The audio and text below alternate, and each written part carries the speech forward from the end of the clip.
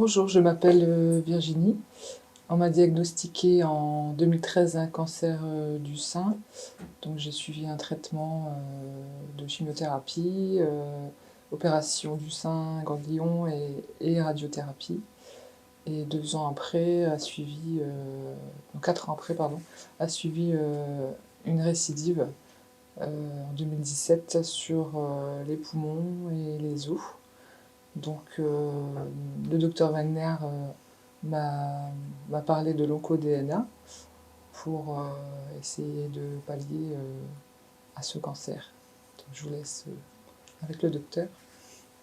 Oui, effectivement, donc Virginie a fait son cancer du sein et a été traitée de manière tout à fait standard, aussi bien pour la partie initiale, et puis malheureusement pour la récidive 4 ans après, donc c'était au niveau du poumon et des os.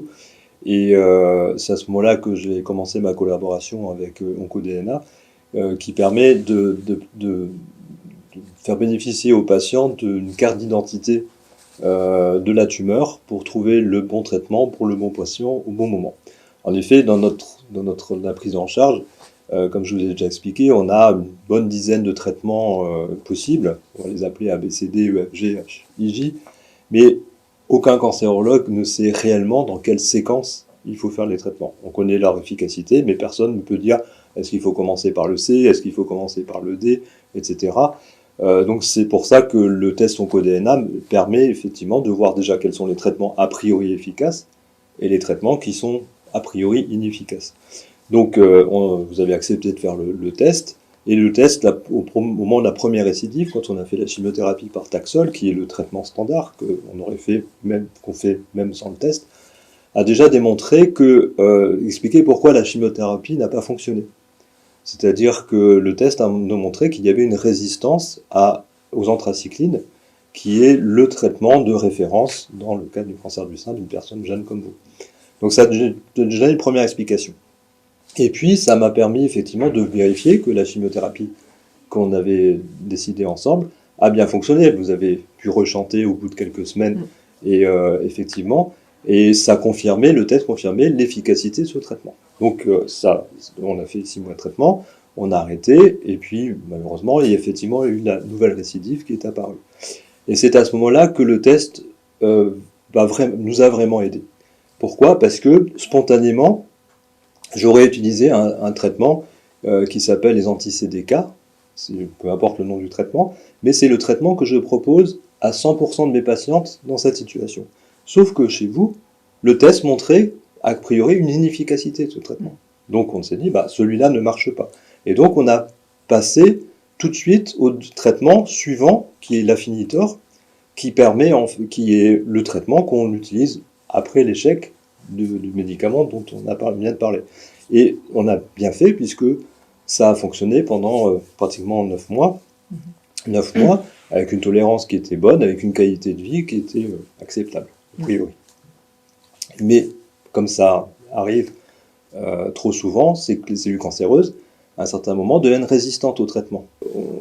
Au moment de la rechute, et on a eu une chance qui est, pour moi, était quelque part inespérée, c'est que en France, on a maintenant à notre disposition une nouvelle classe de médicaments qui est en ATU de cohorte, ça veut dire en autorisation temporaire d'usage. Ce médicament, qui est aussi une thérapie ciblée, comme l'Afinitor, ne fonctionne que chez les personnes qui ont une mutation dans leur tumeur d'un gène particulier qui s'appelle le PIK3A. Et cette mutation, on la trouve chez 50% des patients. Eh bien, on a une chance sur deux, et il se trouve que parce qu'on a fait le test OncoDNA, on sait qu'on a l'information sur la mutation.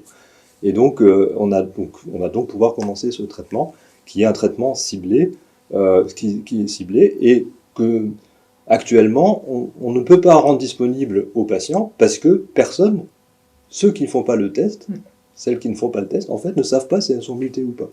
Et donc, ça va poser un problème dans les mois qui viennent, parce que comment on va s'organiser en France pour proposer, du coup, le test à des centaines et des centaines de patientes dans les mois qui viennent. Donc, on a gagné du temps. Clairement, on a gagné du temps.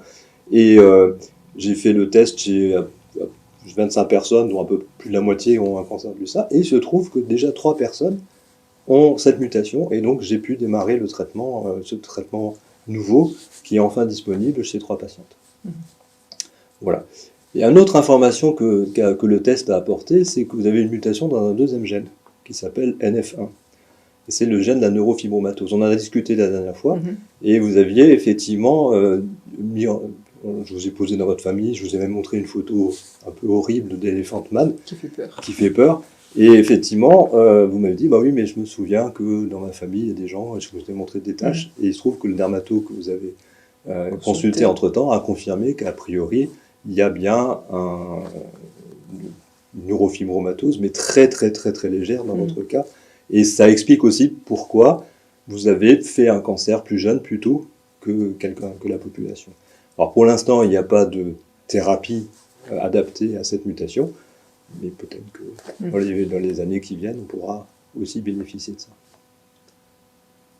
Alors comment est-ce que vous vivez tout ça? Quelle est votre qualité de vie? Comment vous avez... La qualité de vie, je suis de nature à ne pas me laisser aller, donc je vais au-delà de la fatigue, je vais au-delà des douleurs, etc. Mais c'est vrai qu'il y a des effets secondaires, ça, il ne faut pas se cacher. Mais à côté de ça, c'est rien du tout comparé au fait que je suis encore en vie, quoi, que je suis encore là. Et que je puisse rechanter, refaire une passion qui me tenait à cœur. Et aussi, ce qui est important, mais c'est important, c'est que, encore une fois, je pense que grâce au test, le séquençage des traitements, si on n'avait pas fait le test, aurait été complètement différent. Et que votre qualité de vie aurait été moins bonne, parce que probablement le médicament que j'aurais donné spontanément n'aurait pas fonctionné. Donc, prendre 3 mois un médicament et puis se rendre compte au bout de 3 mois que ça ne fonctionne pas, forcément, la qualité de vie n'est pas bonne. Et puis, peut-être qu'on aurait fait une chimiothérapie qui aurait fait perdre les cheveux, qui aurait eu beaucoup plus d'effets secondaires. Là, on a quand même au moins 2 lignes de traitement à l'heure actuelle, où la qualité de vie, c'est comprimé, il n'y a pas de perte de cheveux, il y a des effets secondaires, mais finalement, ils sont plutôt acceptables. C'est sûr que ce ne sont pas les mêmes qu'en chimiothérapie. Et c'est pour moi ce qu'apporte ce test-là, c'est de vraiment, encore une fois, pouvoir sélectionner le bon traitement pour la bonne patiente au bon moment. Et c'est ça qui, pour moi, est important.